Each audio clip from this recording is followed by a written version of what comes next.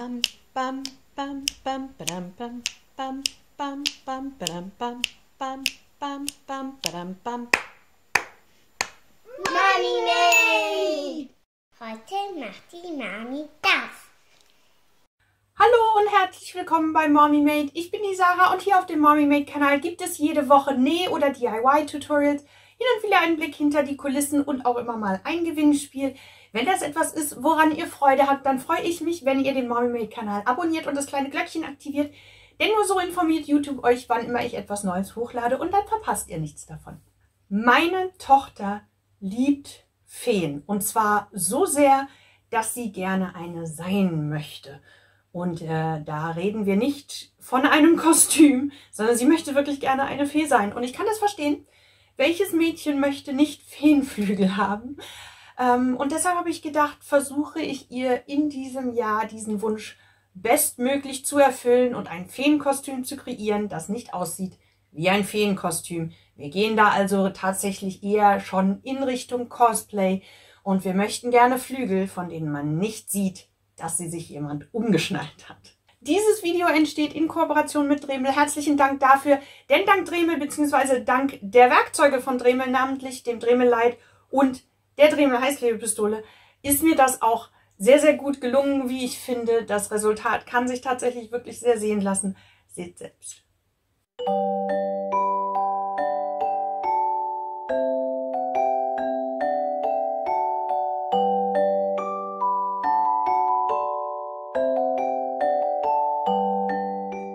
Genau, wie ihr eben sehen konntet, besteht dieses Kostüm aus diversen Komponenten. Das alles in ein Video zu pressen, habe ich nicht gewagt. Und deshalb habe ich das aufgeteilt in verschiedene Videos. Und im heutigen Video möchte ich euch zeigen, wie ihr solche Feenflügel selber machen könnt.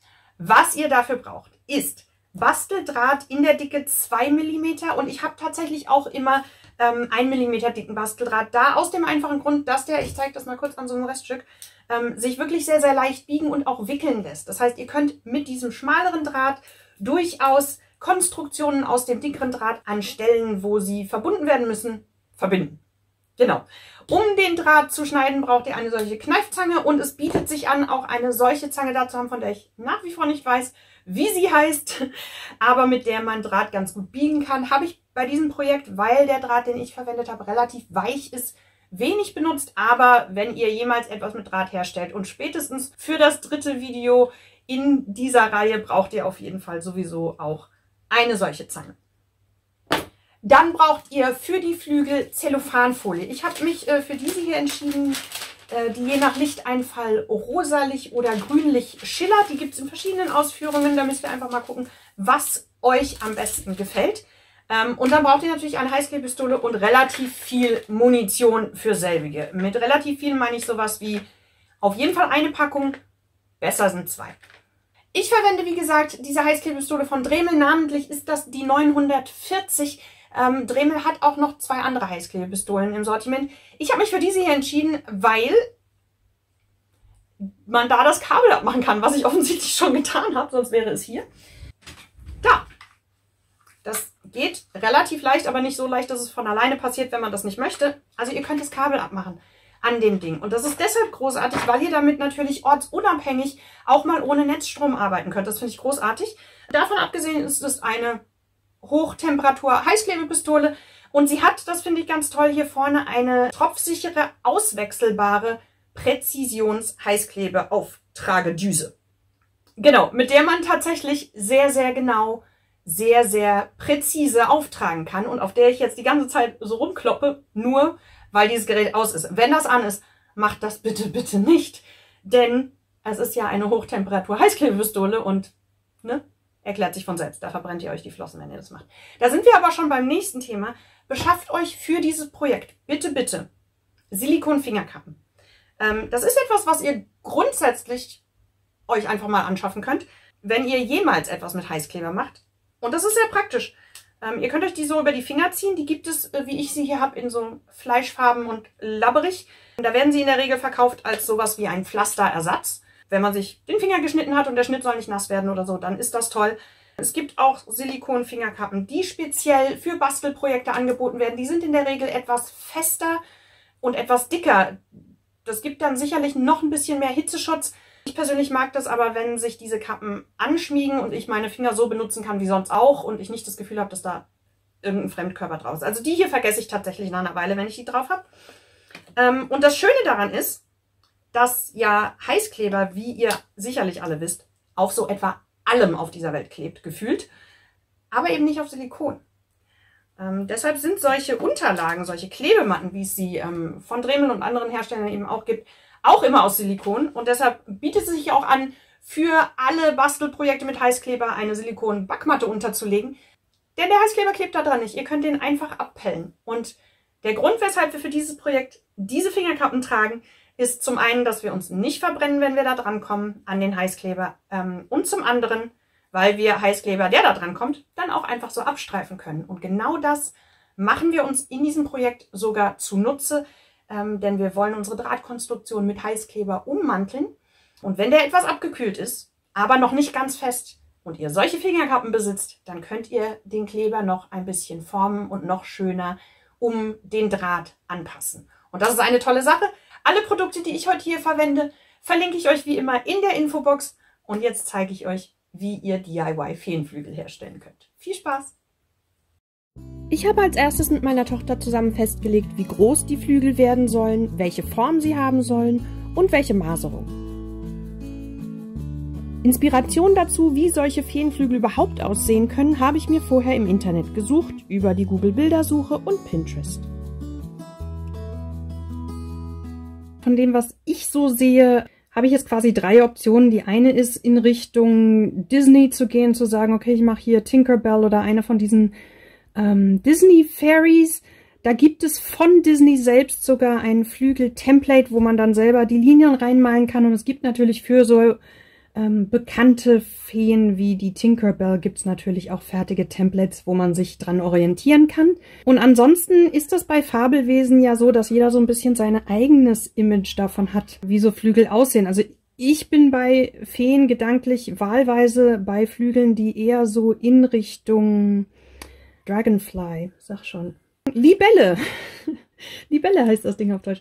In Richtung Libelle geht. Also ich würde mich da tatsächlich an echten Insektenflügeln orientieren, was die Struktur so angeht. Die Alternative ist natürlich in Richtung Schmetterling zu gehen. Das wäre dann irgendwas so in diese Richtung. Da habe ich ein paar Vorlagen gefunden. Gerade war das Tochterkind schon hier und hat mir über die Schulter geguckt und hat sehr unmissverständlich klargestellt, dass in ihrer Realität Feenflügel natürlich aussehen wie Schmetterlingsflügel. Also, wie gesagt, ich bin tatsächlich eher bei was noch ein bisschen filigranerem und eher bei so Libellengeschichten.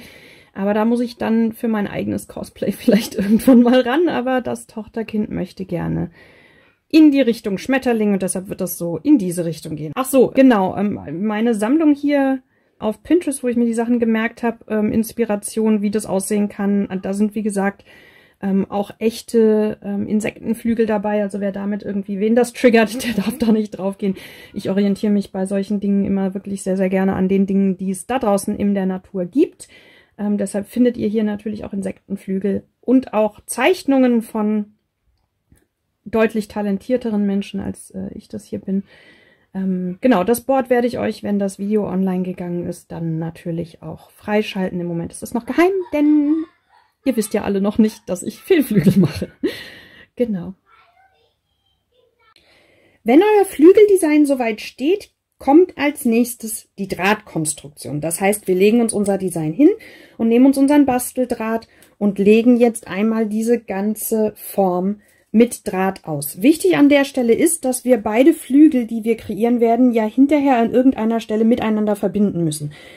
Das heißt, ich lasse mir etwa auf Schulterblatthöhe von jedem Stück Draht, das ich hier drumherum forme, etwa so 30 Zentimeter überstehen, die ich später benutzen werde, um die 2 Flügel miteinander zu verbinden.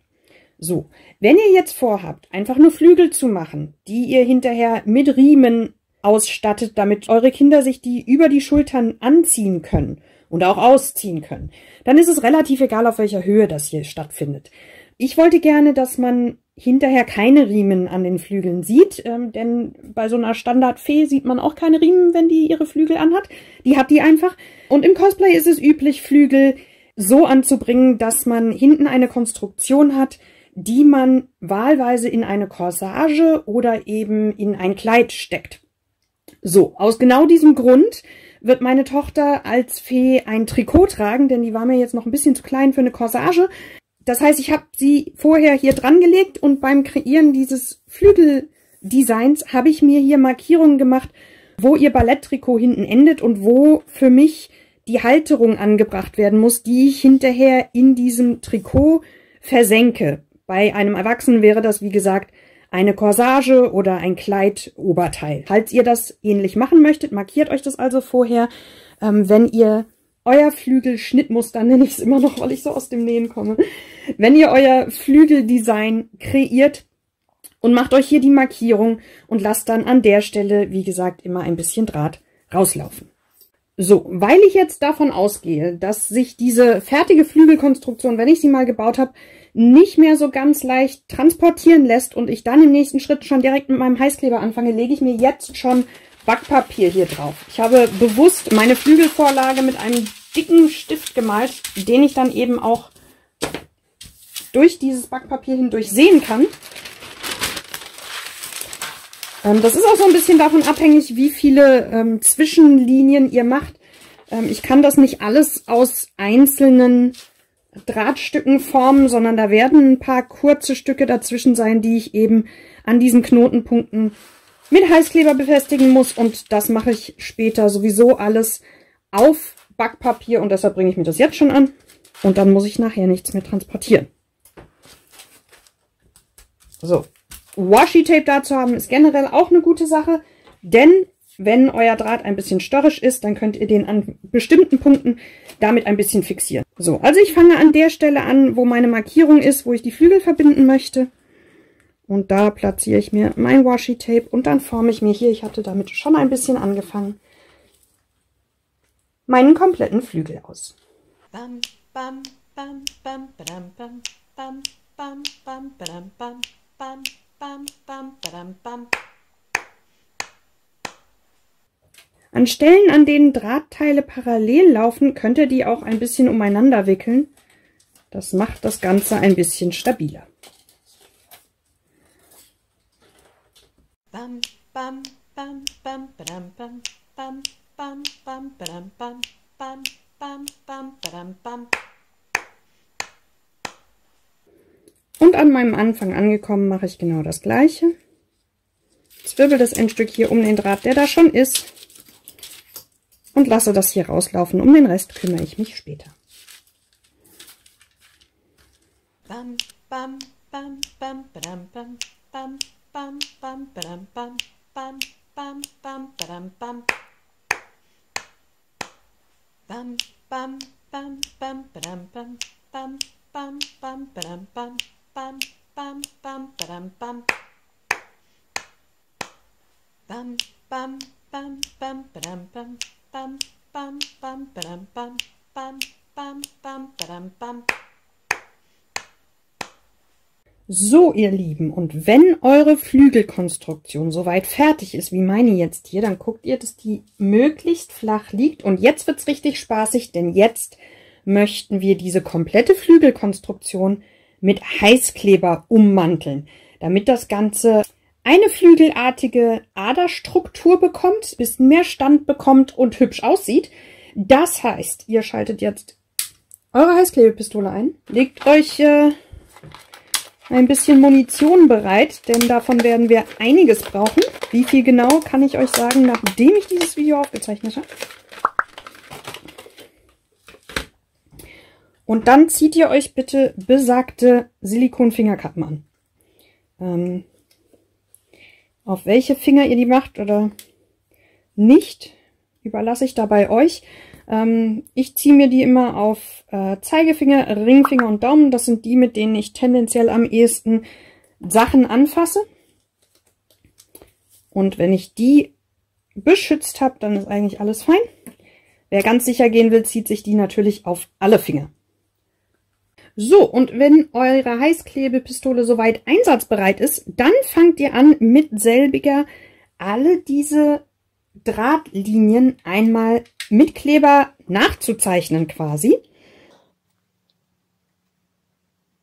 Schön langsam und gleichmäßig. Bam, bam, bam, bam, badam, bam. Lasst die Linie, die ihr mit Kleber überzogen habt, eine Weile antrocknen. Und jetzt ist es eben wichtig, dass ihr solche Silikonfinger habt. Also wenn ihr die nicht habt, dann fasst das jetzt bitte, bitte überhaupt nicht an, bis dieser Kleber nicht mehr durchsichtig ist, sondern eben wieder diese milchige Farbe angenommen hat, die Heißkleber ja hat, wenn er trocknet. Wenn ihr solche Silikonfinger habt, so wie ich jetzt, dann könnt ihr jetzt, wenn das anfängt milchig zu werden, also nicht mehr ganz klar ist und nicht mehr ganz heiß ist, anfangen, diesen Kleber ein bisschen zurecht zu formen und bevor er ganz fest wird, wirklich nochmal richtig mit dem Draht zu verbinden, beziehungsweise an den Stellen, wo ihr vielleicht ein bisschen zu weit außerhalb des Drahtes aufgetragen habt, das nochmal dran zu kleben. Ich war jetzt hier, weil ich so viel geredet habe, ein bisschen zu langsam. Ihr seht, das ist hier schon fest. Das ist aber nicht schlimm, das kann ich nachher mit einer Nagelschere einfach zurechtschneiden. Der Plan wäre, das also früher zu machen und den Zeitpunkt abzupassen, solange man das noch formen kann. Hier unten kann ich das noch und da kann ich das ganze Konstrukt leicht anheben von meinem Backpapier. Deshalb ist es auch wichtig, dass wir Backpapier haben. Alternativ könnt ihr auch eine Silikon-Backmatte unterlegen, denn an Silikon klebt Heißkleber nicht und deshalb sind diese Fingerkappen toll. Wie ihr seht, kann man das dann da einfach abbröseln von der Fingerkappe. So, hier unten ist der Kleber noch weich. Da kann ich den entsprechend um den Draht herum formen. An den Stellen, wo der Draht so ein bisschen vom Backpapier abstand, kann es sein, dass er eben nicht, der Kleber da nicht so ganz dran ist. Und dann kann ich das jetzt noch ein bisschen korrigieren. Und so arbeite ich mich jetzt an diesem kompletten Drahtkonstrukt entlang. Und im Resultat, ich zeige euch das gerade mal, habt ihr dann eine solche milchige Struktur um eure Kabel drumherum. Dann sieht das nicht mehr so kabelmäßig aus, sondern eben ein bisschen feenartiger. So der Plan. Und das machen wir jetzt überall. Ich kann euch, während ich das mache, noch erzählen, was ich an dieser Heißklebepistole so feiere. Das ist nämlich zum einen diese Präzisionsspitze, die es mir erlaubt, wirklich sehr, sehr genau aufzutragen. Und ich habe schon wirklich, wirklich viele Heißklebepistolen in der Hand gehabt, aber ich hatte noch nie eine, die, wenn ich meine Hand von diesem Hebel nehme, dann auch aufhört zu tropfen. Also ich habe tatsächlich noch nicht erlebt, dass die tropft. Ich möchte an dieser Stelle trotzdem darauf hinweisen, dass Heißklebepistolen, auch eine so tolle wie diese, natürlich tropfen kann und dass ihr aufpassen müsst, dass ihr euch an dem Kleber, der da rauskommt, der unfassbar heiß ist, nicht verbrennt. Deshalb, wie gesagt, die Silikonfinger oder Handschuhe oder was auch immer, am besten gar nicht in die Nähe von dem Kleber kommen. Aber seit ich diese Pistole habe, hat hier noch nichts getropft. Und das finde ich großartig. Und das andere, was ich sehr liebe an diesem Ding, sind zwei Dinge. Das eine geht so, zack, und dann kann ich die aufstellen. Was für dieses Projekt fast noch wichtiger ist, vor allem wenn man jetzt nicht nur einen kleinen Flügel macht, sondern vielleicht einen großen für sich selber, ist Folgendes. Zack. Ich kann diese Heißklebepistole einfach von diesem Kabel abmachen und kann dann auch irgendwo ganz, ganz weit weg noch mit dieser Heißklebepistole kleben. Ich bin nicht an den Radius des Kabels gebunden und das ist, wie gesagt, gerade wenn man jetzt einen Flügel für größere Menschen macht zum Beispiel, sehr, sehr cool. Bis zu 5 Minuten bleibt der Heißkleber da drin einsatzbereit. Ich kann also hier hinten alles ordentlich machen und immer zwischendrin einfach wieder zurück ans Kabel und das hier hinstellen und wieder aufheizen. Und das finde ich großartig. Bam, bam, bam, bam, badam, bam, bam, bam, bam, badam, bam, bam, bam, bam, badam, bam. So sieht unsere fertige Flügelkonstruktion dann aus. Sollte eure, wenn sie fertig getrocknet ist, nicht so ordentlich aussehen wie meine jetzt, dann liegt das nicht daran, dass ihr das irgendwie unordentlicher gemacht habt als ich, sondern daran, dass ich meine Ränder nach dem Trocknen noch an der einen oder anderen Stelle mit einer Nagelschere frisiert habe.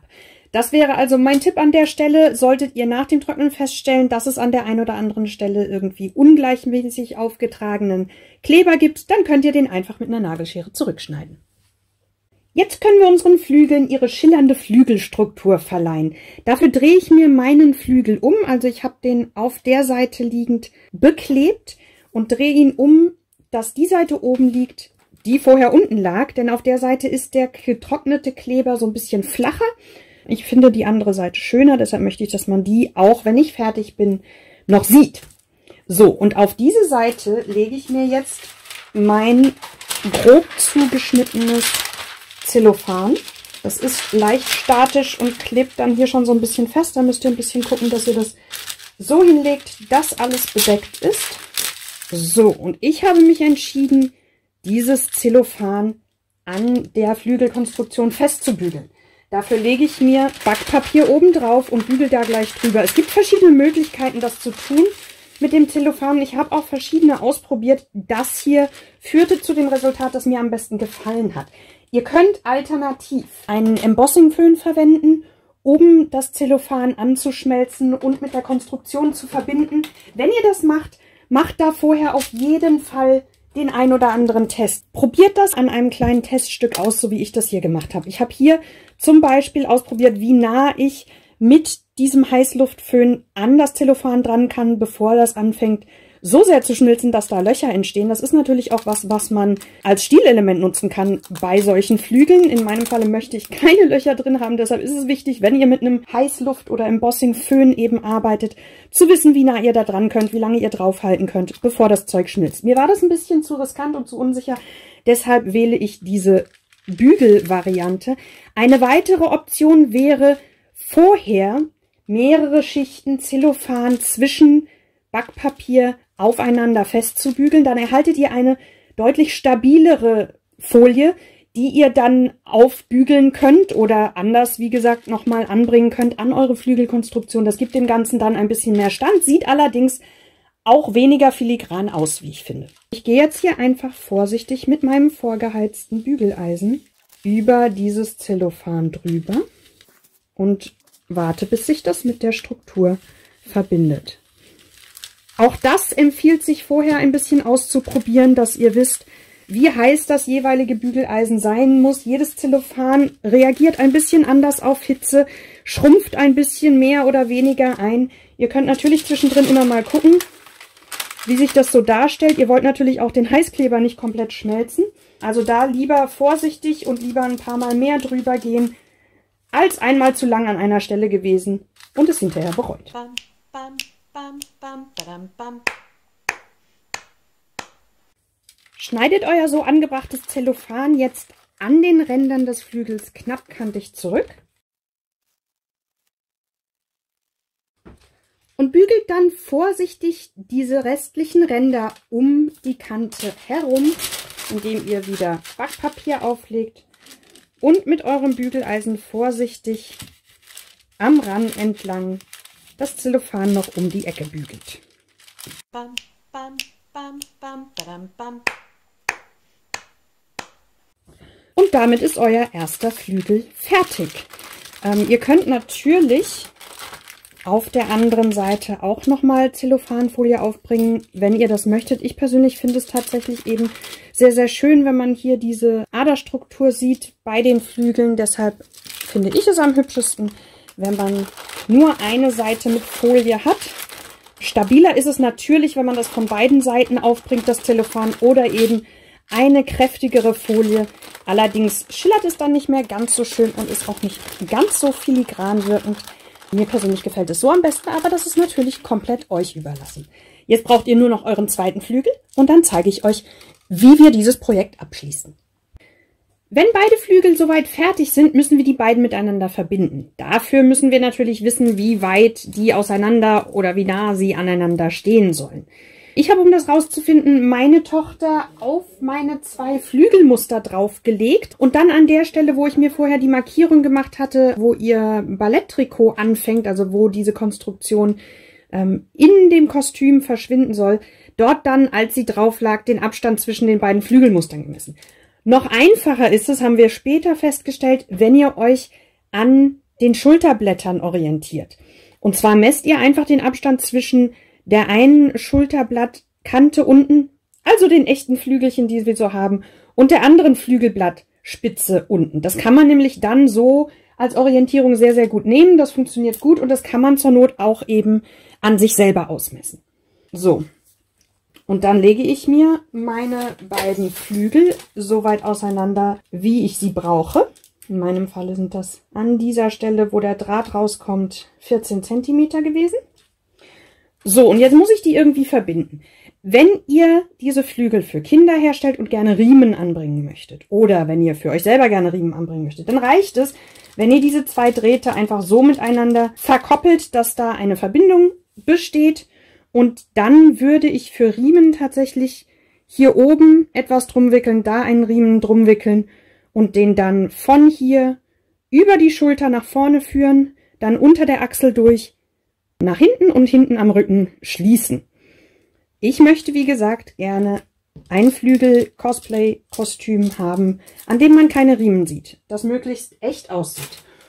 Und deshalb mache ich das anders. Und zwar wie folgt. Also ich lege mir das auf meinen Abstand und baue mir dann hier eine Konstruktion, die erst einmal nach unten geht. Das ist das, was im Kostüm verschwinden wird. Dann rüber geht. Und das Ganze eben auch auf der anderen Seite. Und hier unten so eine Art U bildet. Und so würde ich diese Drähte miteinander verknüpfen. Bam, bam, bam, bam, badam, bam. So sieht das dann aus. Bei Kindern reicht das, wenn diese Konstruktion etwa 8 cm, 8 bis 10 cm nach unten geht. Bei Erwachsenen würde ich das vielleicht einfach, um ein gutes Gegengewicht zu den Flügeln zu kreieren, etwas tiefer verlaufen lassen. Das könnt ihr aber an euch auch messen, wie lang die Strecke zwischen eben eurer Schulterblattspitze und ja, eurer Taille ist. Denn länger als das sollte es nicht werden, sonst wird es unbequem. So, jetzt habe ich das natürlich so flach gemacht. So geht das natürlich hinterher nicht ins Kostüm. Hinterher am Objekt oder am Modell hängt der Flügel hier auf.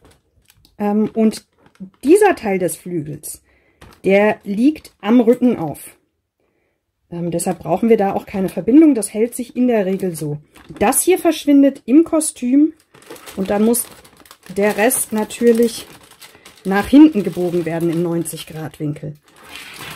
Und der andere Flügel dann in die andere Richtung. Also so sieht das dann hinterher fertig aus. So kommt das ins Kostüm und liegt dann hier unten auf dem Rücken auf. Ich zeige euch eben, wie ich das anbringe.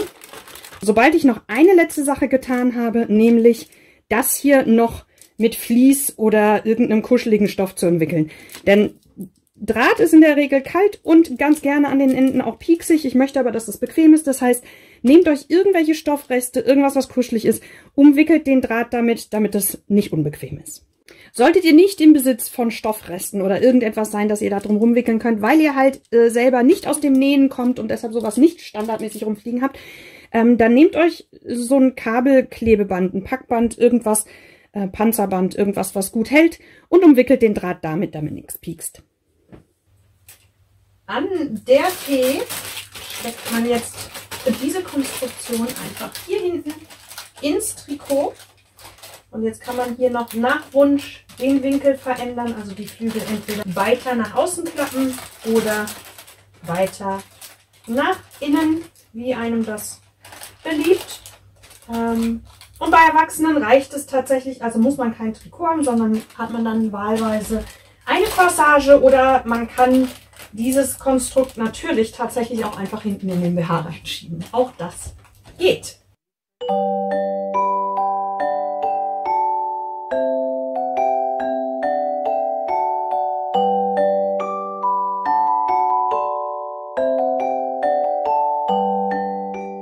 So, jetzt wisst ihr, wie ihr solche Cosplay-tauglichen Feenflügel für wen auch immer kreieren könnt. Ich bin mir noch nicht sicher, ob ich das nicht vielleicht auch mal irgendwann für mich selber mache.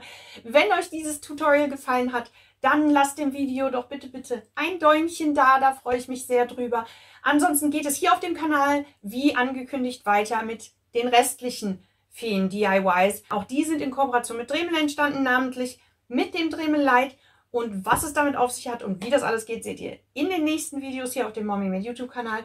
Und wenn ihr mir zum Beispiel auf Instagram folgt, dann könnt ihr im Laufe der Woche natürlich auch schon mal den einen oder anderen Sneak Peek sehen und ein bisschen mehr Bildmaterial, als ich das jetzt hier in die Videos presse. Ich freue mich also, wenn ihr mir auch dort vielleicht folgt. Des Weiteren freue ich mich natürlich sehr, wenn ihr den Mommymade-Kanal abonniert und das kleine Glöckchen aktiviert, denn nur mit diesem Glöckchen informiert YouTube euch auch, wenn die nächsten Videos online gehen und dann verpasst ihr davon nichts. Ich freue mich sehr, wenn ihr wieder reinschaltet und sage Tschüss, bis zum nächsten Mal.